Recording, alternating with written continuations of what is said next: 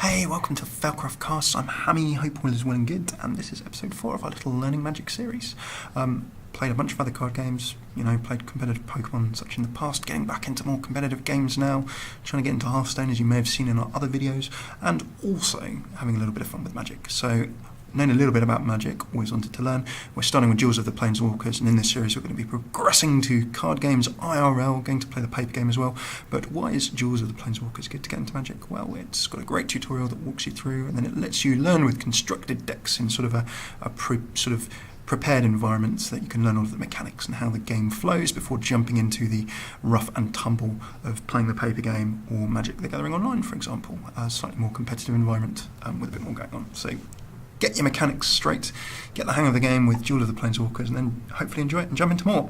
We are going to be jumping in, and we, in this 4th episode, are going to be looking at introducing instants and counter spells as mechanics. So let us jump into our quest.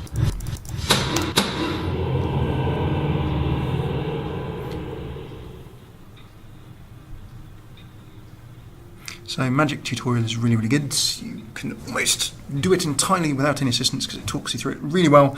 So remember that this isn't the full game. We are just learning concepts as we go, playing sort of tutorials, practice scenarios. So the stack is quite a different concept in Magic. In other card games, you will have sort of some card games you have no interaction with your opponent on your turn. So that means that your opponent sits there and watches you effectively as you do all of the things you're going to do. Magic, your opponent can jump in and interact on your turn as well. So this is where the concept of the stack comes in.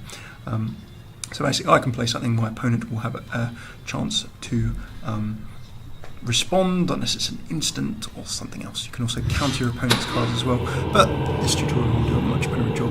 For your 4th quest, you'll be using a blue deck.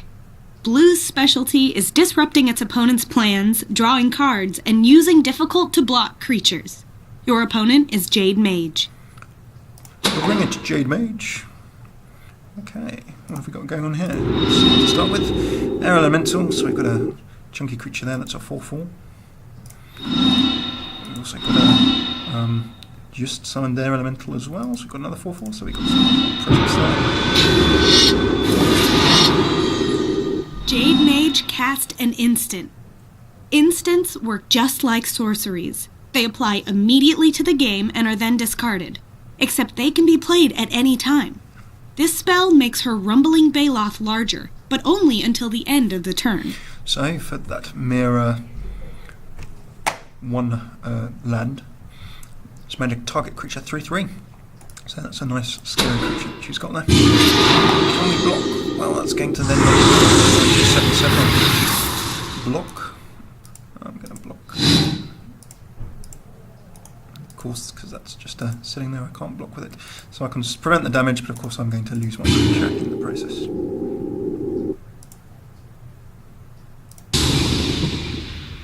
Dissolves at the same time, no first strike or anything, sadly not. That would have helped against a 7/7. You've drawn Cancel, a spell that counters another one.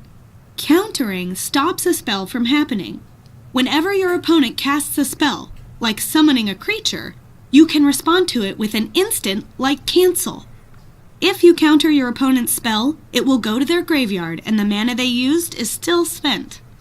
So for spending mana I can stop something nasty that my opponent does. If you attack now, you'll be in danger of losing the game.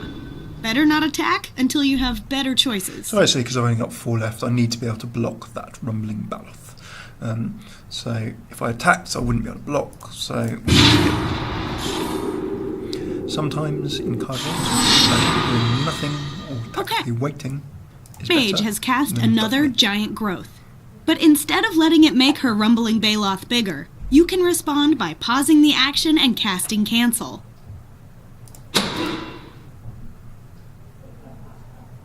So obviously in a real Magic game, you wouldn't have the time-limited things like you. Well, I say real. Obviously in a game, if you're playing a paper game, then there's you're not time-limited by a little time bar like this. There will be time limits in competition, but you'd have more time to think. So in the computer game version, of course, or in Duels, you're going to pause to do what you want to do.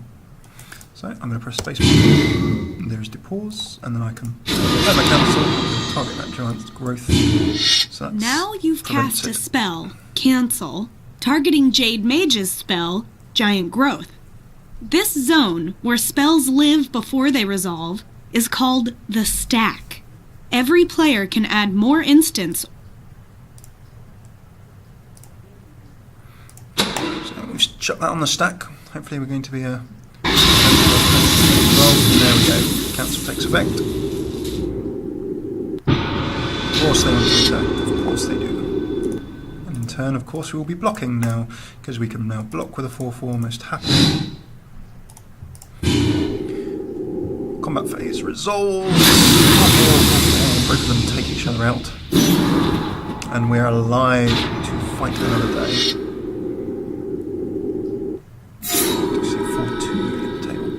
You've drawn Archaeomancer, a creature with a triggered ability. That means when something specific happens, this card will automatically do something special. Many creatures have a triggered ability when they enter the battlefield. Archaeomancer, for example, will retrieve an instant or sorcery from your graveyard. So for 4 mana there, I can grab something back from my graveyard into my hand. Always good. So, let's get that on the table. Now, all I can take, of course, is cancel, so I can pick it up. But if there are any sorcery for other instants, I can also choose between. So that means that if my opponent is trying to do something nasty, I can at least try and counteract their nastiness. Normally, blocking creatures take all the damage from the attacking creature. But if a creature with trample is blocked, it will deal enough damage to kill the blocking creature and deal its remaining damage to the defending player. So if I'm able to block a creature, so that 4/2 creature that is attacking me, and I can block it, then I will just take all the damage. But if the card has trample, then that damage, let's say for example my minion there, my creature there only has 2 health, this opposing creature is doing 4 damage, so the extra 2 damage that is not required to kill or remove my creature would just be wasted. But trample takes that damage and means it's not wasted and it actually goes onto my player. So I'm going to take 2 damage even if I block here. Of course I'm going to block anyway, because otherwise I'd take 4 and lose the game. So we will see the trample effect in action. 2 damage is going to destroy my creature, destroy my opponent. So then that remaining 2 has gone onto my hero, so I'm down onto 2 health. Unless you stop the timer to counter this spell, the Duskdale Worm will probably kill me. So why will Duskdale Worm kill me? It's going to have trample. I'm probably going to have to do a bit of countering. So I play cancel on that.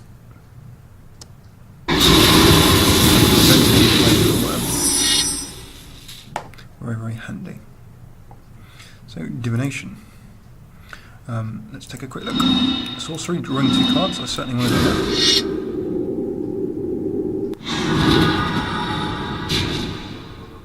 Okay, so now let's take a look at Ether Adept. We're being introduced to the concept of abilities. So when Ether Adept enters the battlefield, return target creature to its owner's hand. So expensive in terms of 3 mana for its 2/2 low stats, but it means it gives me a bounce ability.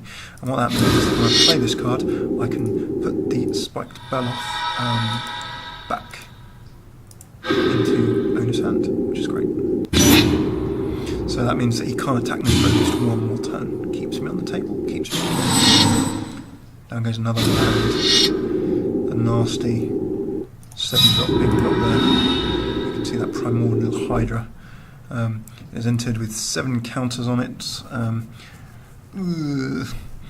at the beginning of your upkeep, double the number of 1/1 counters on a Primordial Hydra, and then it has trample as long as it has 10 or more. So it doesn't have trample at this moment, but that is a nasty, nasty card. Can't attack. Switcheroo. Casting it allows you to swap one of your creatures for one of your opponents. Yes, I think I will definitely do that. Exchange control. So it means I can protect my opponent's card. Fun of the blue here. I'm also going to throw down a land as well. So you know what? I can certainly block. I don't have to worry. I'm going to keep it for a bit longer. 10 lands from the opponent. Let's swing through the game here. Deciding to attack, of course. They only need 2 damage to get rid of him. so I'm going to actually decide not to attack because I know I block. Now you can see that my Primordial Hydra, at the beginning of your upkeep, double the amount of counters, so I've gone to 14, so I'm now a 14 damage card.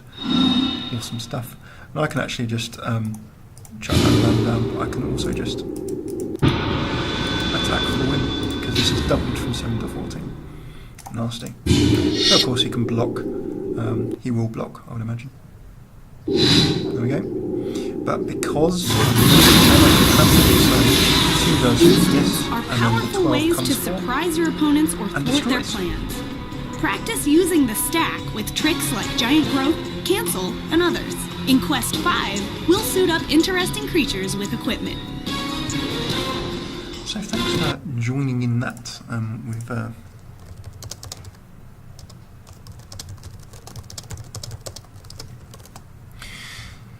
we have learned a little bit about instants and similar, having a bit of fun. That was taking a look at how instants can swing the tide of battle.